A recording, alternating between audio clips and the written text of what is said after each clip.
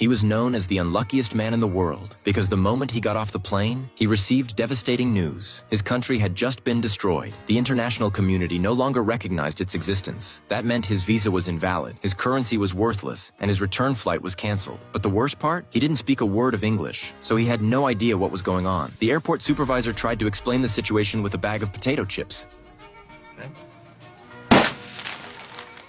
No more Krakosia.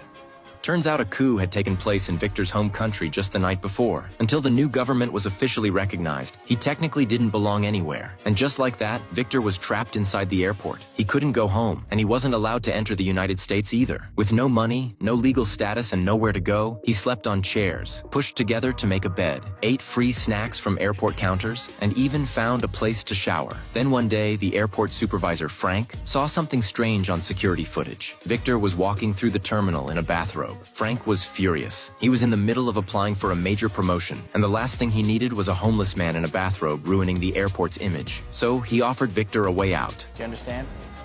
It's a secret. Secret? Yes, a secret. At 12 o'clock, no one is going to be watching. What he didn't say was that if Victor stepped outside, he'd be arrested for illegal entry, and Frank could wash his hands of the problem. Victor didn't fully understand, but he got the idea. At noon, Frank watched from the surveillance room. The guards left. Everything was in place, but Victor didn't move. He stood frozen at the exit. Then Frank noticed Victor was looking straight at the security camera, so Frank turned it away. Too late. Victor had already ducked out of frame, and when Frank tried to turn the camera back to check, Victor popped his face right into the lens. Wait.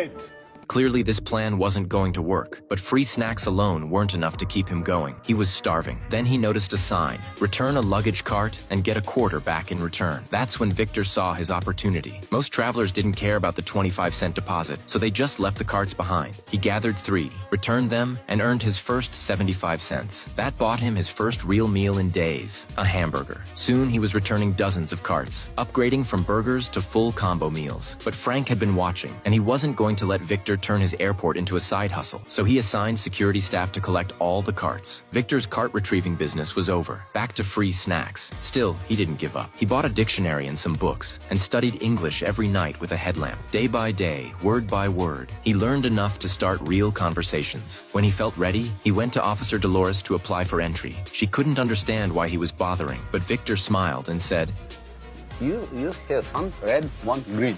So, I have chance to go New York 50-50. What he meant was, as long as he kept trying, he had a shot. Frank, meanwhile, was still keeping tabs on him. He figured Victor would eventually get desperate and do something illegal. Then he'd finally have a reason to get rid of him. But that night, something unexpected happened. A food delivery guy named Enrique brought